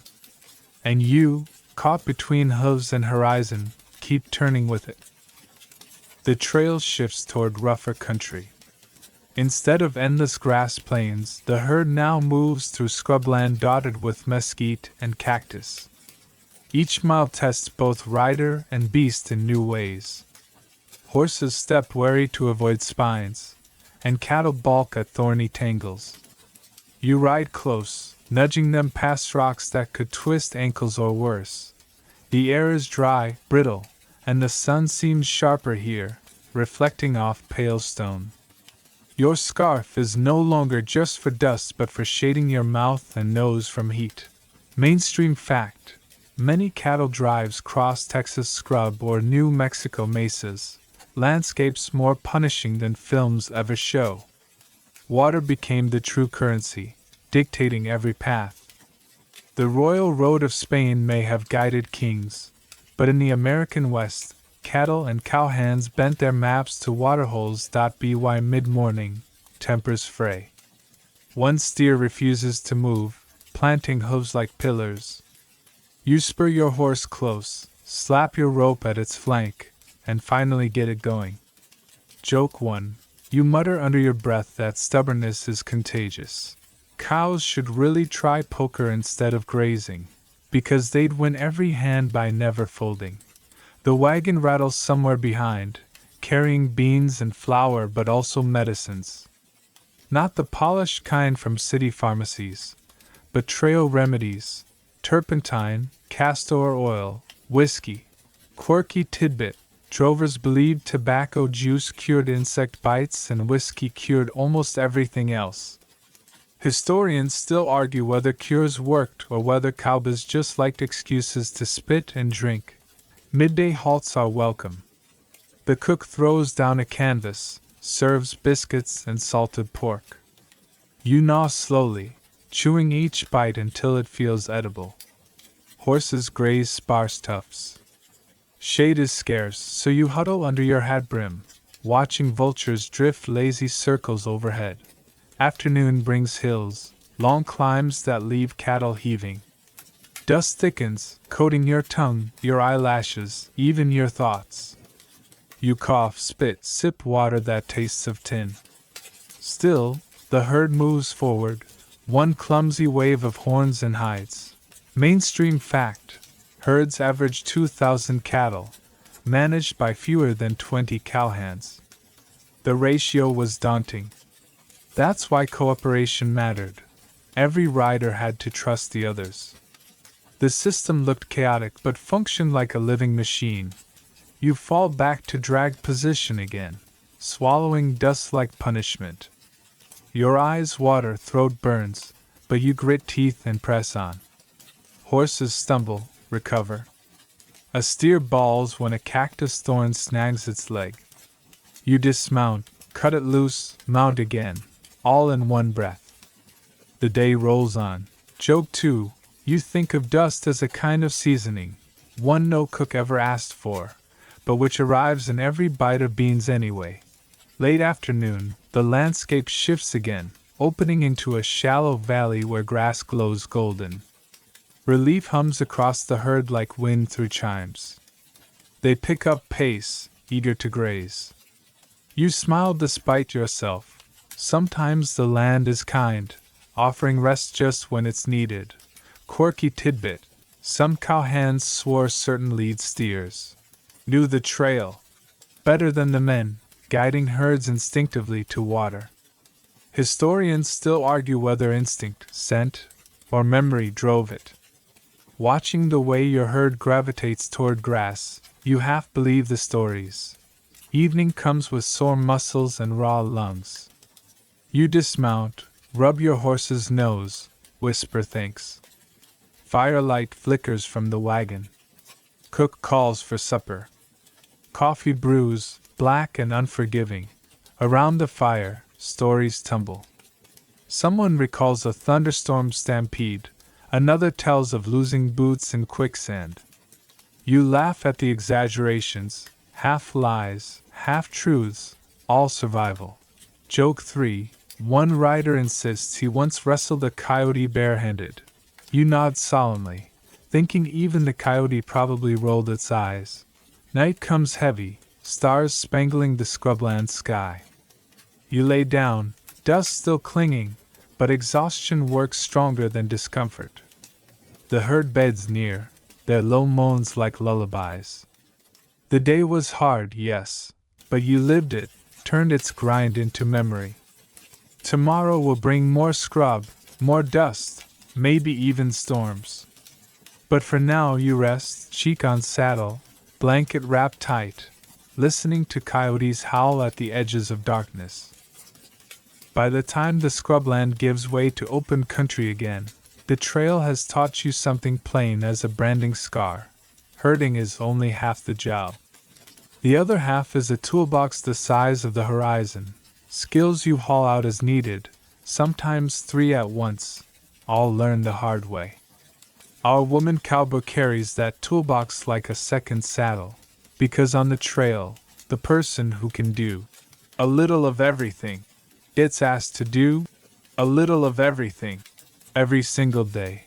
Morning chores begin with the small but crucial, checking shoes and hooves, the horses first, then your own boots. She lifts a forefoot, digs out a tiny pebble with a hoof pick, rubs a dab of tallow along the crack. It isn't farriery in the shop sense, but it's field medicine for feet. A thrown shoe can end a day before it starts. She tightens a loose nail with the pole end of a hatchet and tells the gelding he's brave as any soldier. He believes her. Horses like compliments almost as much as oats. Mainstream fact, many trail hands, women included, practice field farriery, simple shoe resets and hoof cleaning, because blacksmiths might be 100 miles and 3 rivers away. A bad hoof can halt a remuda, so a basic kit, rasp, nails, puller, rode in the wagon like holy relics. From hooves she moves to leatherwork. A rein shows a nick, she cuts it clean, punches 2 holes with an awl, stitches flat with wax thread, rubs in grease, and tests the splice. A latigo looks dry. She warms it near the fire and oils it till it shines. Leather is like a friend. Neglect it, and it leaves you at the worst moment. Quirky tidbit. Some outfits swore that bacon rind was better than neatsfoot oil for softening leather, and there are journals where the cook complains the gear ate more bacon than the men. Historians still argue whether that was genuine frontier wisdom or the kind of myth that explains missing breakfast. She can swap hats too, teamster when the wagon bogs. With a flick of the lines and a voice roughened by dust, she coaxes a pair of mules into the kind of cooperation mules find philosophically insulting. Wheels churn in mud. She rocks the box forward, lays a brush mat, backs and bumps till the rim climbs free. There's applause from the peanut gallery of cowhands who pretended not to worry. She tips a mock curtsy from the wagon seat and returns to her saddle like nothing happened. By midday she's briefly a trail cook's deputy. Beans need another kettle, sourdough a stir, coffee the ritual boil and settle. She throws in a crushed eggshell because the old man swears it clears the grounds. Does it? Sometimes. Or maybe the eggshell is theater and the secret is letting the pot sit while stories get louder. Joke 1. Her resume, if anyone asked, would read. Rider roper, accidental sous chef, part-time blacksmith, and full-time haver of opinions about coffee. Afternoon brings a different demand, navigation. She rides point with the boss, scanning for water sign, a dark ripple of willow, a swale that stays green when others crisp, dragonflies that argue over nothing because dragonflies only show where water stubbornly lingers. She angles the herd toward a creek crossing with firm banks and a gentle slope, avoiding quicksand flats that look innocent until a steer sinks like a bad debt. Mainstream fact. Veterans learn to read sign, bird traffic, soil dampness, even ant behavior, to guess at water. On drives that could run 800 to 1,000 miles, the difference between good and bad judgment wasn't comfort. It was survival. Women who rode point did that calculus as well as any man. A mile later, an older steer stands three-legged and stubborn. She becomes the range doctor, not formal, but competent. Rope on the near horn, Dally ease the head. A partner catches a hind, dust swirls. The rope hums, the steer blows. She crouches fast, checks the hoof, pries out a mesquite thorn, splashes carbolic if they have it or whiskey if they don't, then slaps on a wad of chewed tobacco under a rag bandage. Does it heal? Often enough. Does the steer enjoy it? Not a bit. He lumbers off sounder, glaring back like he'll write a letter to management. Joke 2. Out here there are two kinds of patients. Those who complain and those who weigh 1,000 pounds and complain louder. Evening nears, and the wind stacks clouds purple on the horizon. Time for another skill, weather sense. She squints at the anvil-top thunderheads, tastes metal in the air, smells rain under the dust. The boss nods. They tighten the herd, pick higher ground for a bed site, double-check the picket pins and drag the cook's fly tight. When the storm walks in on legs of lightning, they're as ready as people can be under sky-sized anger. Quirky tidbit. Some riders carried a barometer bottle, a small glass with spirits and a floating feather. If the feather sank or bobbed strange, weather was turning. Historians still argue whether those talismans worked or whether riders simply liked a portable excuse to keep a mouthful of whiskey handy. Between squalls, the needle comes out. She darns a sock by the fire, patches a sleeve, binds a finger nick with a strip torn from an undershirt. Clothes aren't fashion. They're armor that keeps skin where it belongs. There's pride in a neat stitch line, quiet, useful, pretty in the way straight furrows or a well-thrown loop are pretty. And then there's the role nobody titles but everyone expects, peacemaker. Two hands bristle after a day of dust and near wrecks. She steps between words before they become fists, passes the coffee pot, cracks a joke, reminds them both the herd listens when people shout. Tension eases. The night will pass without idiocy. That's a skill, too, rarer than a new saddle blanket. Mainstream fact. Women on ranches often kept books and accounts, tallying calves, wages, feed, and freight, especially when they were owners' wives or daughters. On the trail, written ledgers rode with the boss, but quick head math and an honest memory saved arguments at the railhead. Historians still argue whether women's, unofficial, tallying kept some outfits solvent. The ledgers that survive are silent about the minds that check them. There are other little crafts the West demands, shooting not for show but for necessity. A tin can at 30 paces, a snake at 3, knots that hold but untie, a whistle the remuda recognizes, a way with dogs that keeps them helpful instead of havoc, a habit of scanning the ground for a boot tack before the night makes it a lesson. None of it looks heroic. All of it is, joke 3, folks say. Jack of all trades, master of none. Out here, master of one gets you fired when the one breaks. When the stars come up and the first guard rides out, she finally settles on her bedroll, hands smelling of leather, smoke, and horses. She's tired in that good, usable way, spent, but not empty. If you asked what she did today, her answer would be small words: mended, doctored, drove, cooked, calmed, found water, read the sky, turned the herd, kept peace. Stack those small words end to end and they reach the railhead. Historians still argue whether women on the trail had to be better than men to be treated as equal, or whether simply being unflinchingly competent forced respect one job at a time.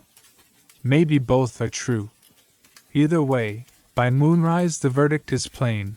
The herd moved, the horses ate, the ropes held, the camp stands, and tomorrow has a fighting chance.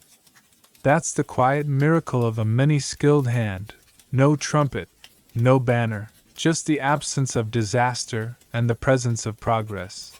She pulls the blanket to her chin, listening to the low music of cattle and crickets. The toolbox of the horizon slides back into its invisible place. It'll be there at dawn when something else breaks, or bites, or bolts. And she will be there too, already building the fix before anyone names the problem. The herd drifts forward into new country, and with it, the conversation among riders turns toward how long this life can last. For a woman cowboy, the question weighs differently. Men joke about retiring with a saloon or buying a spread. She wonders if the world even plans to remember her name. Morning comes cool, breath misting. You swing into the saddle anyway, because the herd doesn't pause for philosophy. The cows push on like tides, horns rising in pale light. Your horse steps steady, warmed by rhythm. You take a drag position again, dust rising in thin sheets, and your thoughts wander. Mainstream fact: women rarely appear in early cattle drive records, even though some certainly rode. Ranch diaries occasionally mention the girl who rode drag, or the daughter who kept tally. Beyond that, silence. Historians still argue whether women were intentionally erased from these stories or simply never counted in the first place. The invisibility sharpens the humor of your presence. Joke 1. You grin thinking that if history insists you don't exist, maybe you can sneak an extra ration of beans without anyone noticing. Around noon, you pass through a stand of cottonwoods, their silver leaves hissing. A creek trickles nearby. The herd drinks greedily. You dismount, cup your hands, and swallow a draught of water that tastes of mud and minerals but feels better than gold. Here in the quiet, you think about how many women worked unrecorded: laundresses at camps, cooks at stage stops, nurses at forts, wives running ranches when men rode away. Their hands shaped the West as surely as any cowboy's. Quirky tidbit: in New Mexico, there are stories of cattle queens who rode side saddle while driving small herds to market, wearing long split skirts so they could shift quickly. Some towns treated them like curiosities, others treated them like bosses. Historians still argue whether the tales exaggerate, but ranch ledgers sometimes list women as the payees, evidence ink cannot erase. The afternoon stretches, monotonous but comforting. You watch cattle tails flick, hear their hooves clatter on stony patches. A buzzard lifts lazy spirals overhead. Your horse flicks an ear. You settle deeper in the saddle, humming. Mainstream fact: many cowhands, men or women, sang to cattle at night. Low, droning tunes calmed the herd, steadying them against stampede. They called it cowboy lullabies. Voices drifted like a shield over sleeping animals. Even a tuneless hum helped. Tonight, when it's your turn, you plan to sing. Dust clogging your throat or not. By evening, the horizon flames pink. You ride flank, watching the herd bed down. Riders pass coffee cups, swap stories. No one asks if you're comfortable here. They simply nod, hand you your share. That's its own kind of respect, born not of speeches but of repetition. Day after day, saddle after saddle, you've done the job. Joke 2. You muse that equality isn't a declaration. It's when nobody argues about who scrapes the beans out of the last kettle. A coyote yips, sharp and lonely. The herd shifts, lowing uneasily. You stroke your horse's neck, whistle softly. Calm spreads outward like ripples. You take first watch tonight, circling slow, hat brim shadowing your eyes, ears tuned to any sudden bolt. Above, stars pour across the velvet sky. Quirky tidbit: some drives had women disguised as boys, cutting hair short, binding chests, answering to nicknames. Later journals recall companions who were not as they seemed. Historians still argue how many such disguises succeeded or whether the stories grew in retelling. What's certain is that some women chose invisibility to gain freedom, a paradox at the heart of the West. Joke 3.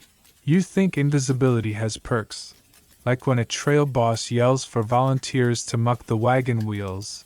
Maybe no one sees your hand stay firmly by your side. The night deepens. Cattle shift, sigh, grind, cud.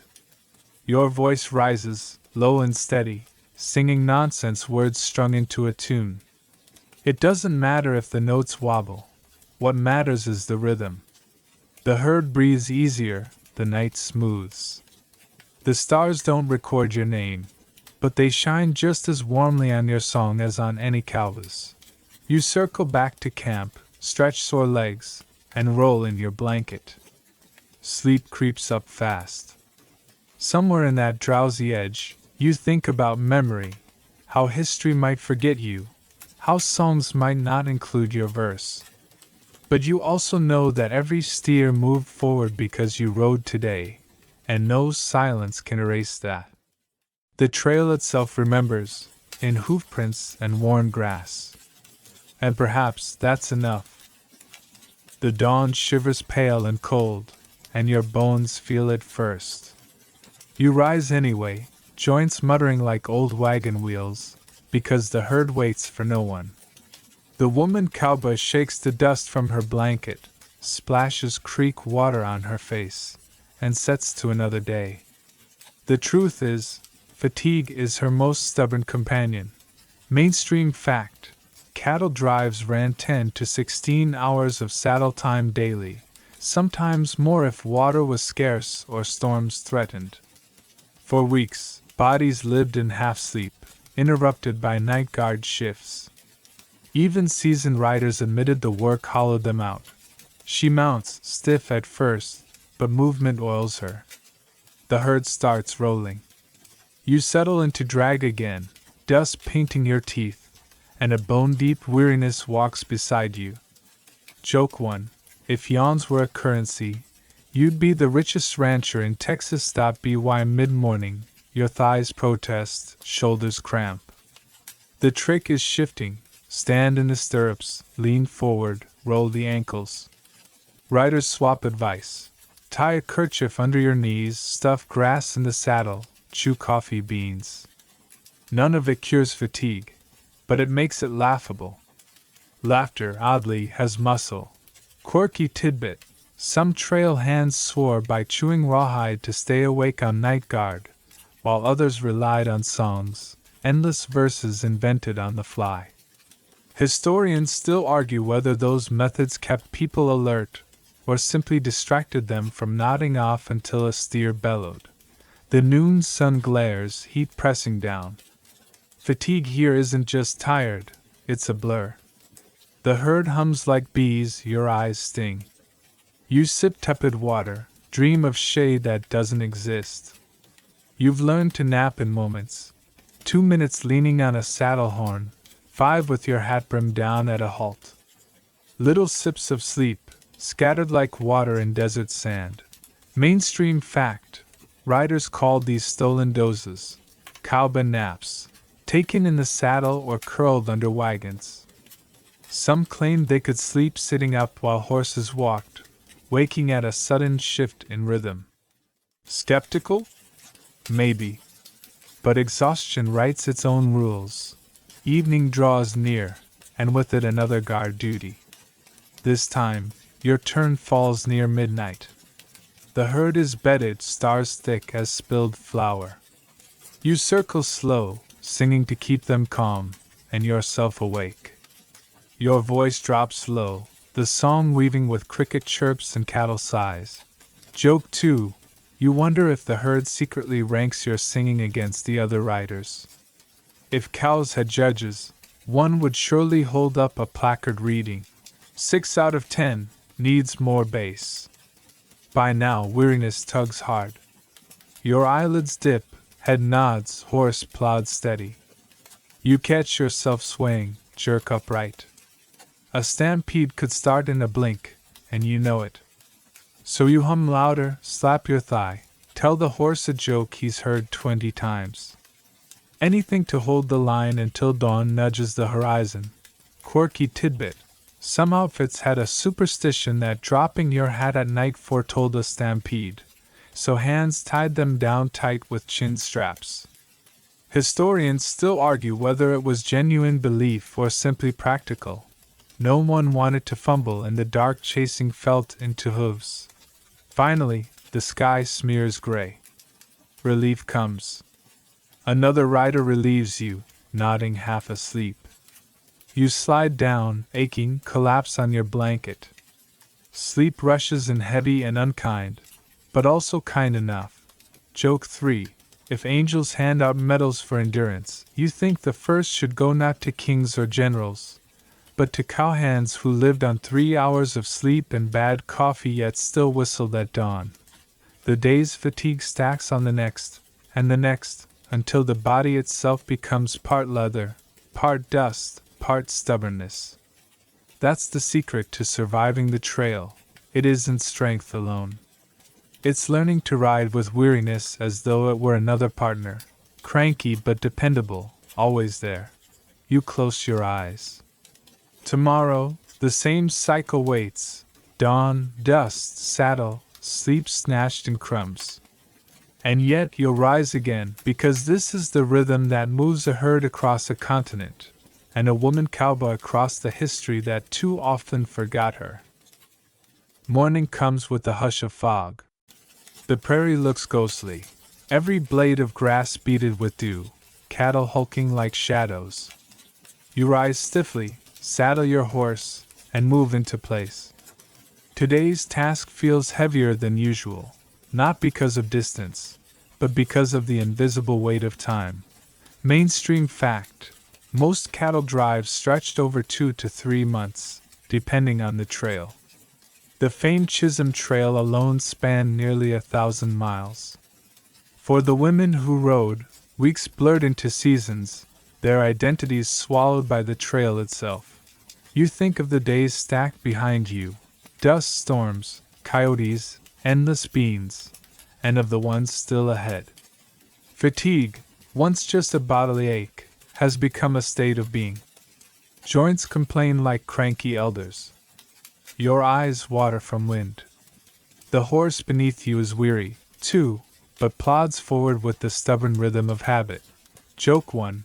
You chuckle softly, thinking if someone asked how you measure time, you'd answer not in hours but in cups of coffee and the number of times your hat nearly flew off. By midday, the fog burns away, leaving sky a cruel blue.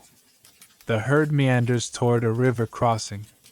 The water glimmers, broad and slow, but it promises a half-day's delay. You watch cattle snort and hesitate at the bank. Some plunge in, splashing, others balk. You nudge your horse forward, splashing thigh-deep, hollering, guiding them across. Quirky tidbit: on real cattle drives, hands sometimes use trained swimmer, steers who knew how to cross rivers. The herd would follow, trusting the leader. Historians still argue whether this trick worked every time, or only when the water wasn't raging. You look at the stubborn cows now and figure historians would laugh at today's spectacle. Afternoon settles with damp boots, chafed legs, and gnawing hunger. The cook wagon is late arriving. When at last it does, you wolf down beans and bacon that taste of smoke and ash, but also salvation.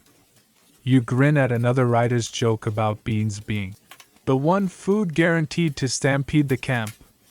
Mainstream fact: chuck wagons were the true backbone of cattle drives. They carried not only food but also spare tools, ropes, medicine, even a small library of newspapers or tattered novels. Some cowboys read by firelight, escaping into dime novels about heroes, unaware that women riding beside them were living adventures rarely written down. Evening approaches, and with it another round of singing. Your voice cracks, but the herd doesn't mind. You hum a lullaby your mother once sang, blending memory with necessity. The cows calm, their shifting hooves settling into stillness. Joke 2. You murmur to yourself that if cows could write music reviews, the West would have more critics than cattle. The firelight after supper glows warm. Riders sprawl in weary circles, some fiddling with harmonicas, others picking lice from socks. You polish your saddle horn absent-mindedly, gaze at stars. The silence here is immense, broken only by the shuffle of hooves and crackle of embers. You realize how different this life is from the myths told in town. There, cowboys are heroes. Here, they're dust-covered workers, clinging to routine, and you, as a woman, are the hidden note in a loud song, quirky tidbit. Certain cattle trails gained reputations for ghosts. Drovers whispered about hearing phantom hooves or voices in the night. Historians still argue whether these tales reflected exhaustion, fear, or genuine belief. But on a fog-shrouded morning like today's, you can imagine why men swore by them. Night deepens. Coyotes yip, owls hoot. The herd rustles, restless but calm. You crawl under your blanket, hat tipped low. The ache in your muscles feels eternal, but so does the satisfaction of another day survived. Joke 3. You muse that history might forget your name, but it will never forget the smell of your boots after weeks without proper washing. And maybe that's legacy enough. As sleep claims you, the trail stretches onward in your dreams. Always ahead, always unfinished, but stitched now with the quiet knowledge that your story, though rarely told, belongs firmly to this world. Dawn spills gold across the open plain, and you rise once more, every muscle groaning. The herd stirs like a living tide, lowing and snorting, their breath misting in the chill. You pull on your hat, swing into the saddle, and take your place without hesitation. At this point, the routine is carved into your bones. You ride because that's what the day demands. Mainstream fact: by the late 1800s, railroads finally shortened drives, making long cattle trails less necessary. But for a time, the open-range cattle drive defined the West, shaping its legends and its silences alike. For the women who rode, whether openly or disguised, the journey was an assertion of endurance as much as skill. The herd lumbers forward, hooves striking rhythm on packed earth. You guide them through sagebrush, eyes narrowed against the sun. Behind you stretches a trail of dust, as if the earth itself is marking your passage. You think of the many days behind, storms weathered, rivers crossed, beans consumed, and of the unrecorded labor that held it all together. Joke 1. You grin, imagining some historian centuries later calling this a romantic life. While forgetting to mention the chafing. By midday, camp is set near a shallow creek.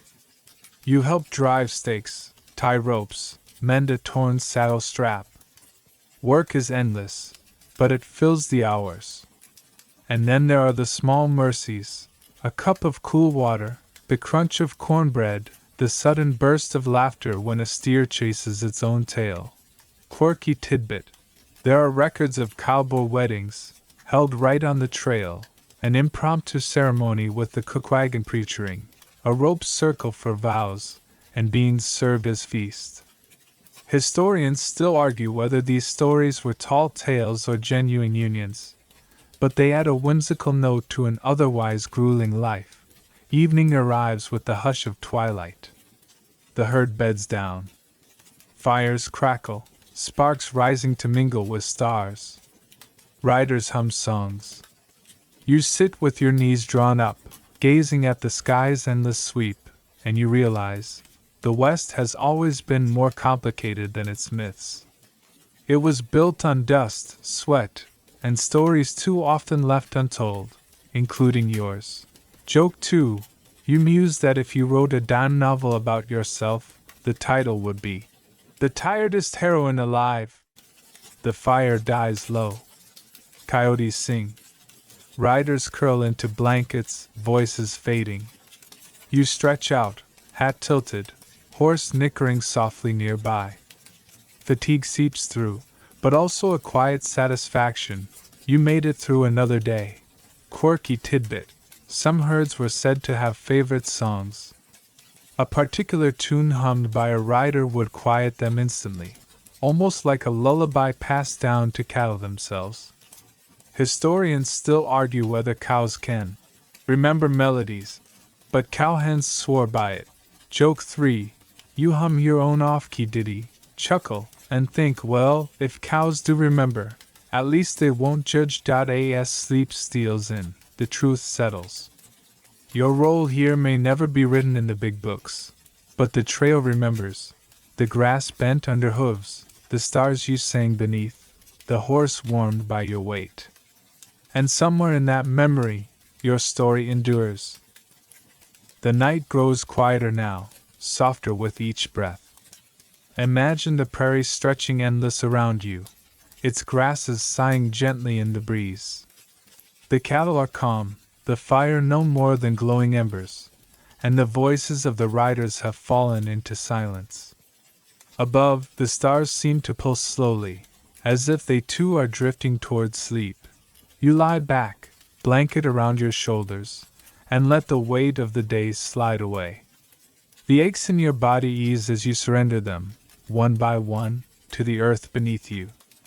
Every sound, the soft flow of a cow, the crackle of a coal, the distant cry of a night bird, blends into a single lullaby meant only for you. The story lingers, but now it slows. Each detail of dust and hoofbeat fades into the background, leaving only the rhythm of breath, the steady rise and fall of your chest, and the warm comfort of knowing you are part of a world both vast and gentle. You don't need to remember every mile of the trail, or every song sung in the dark. What matters is this moment of stillness, of safety, of release. Let your thoughts drift like smoke rising from the last ember. Let them curl upward, vanish, and leave behind only calm. The prairie night embraces you, vast and eternal, while sleep approaches with quiet certainty. So close your eyes now. Feel the blanket of stars above you, the earth steady beneath you, and the soft hum of history settling around you. You are safe. You are tired. And it's time to rest.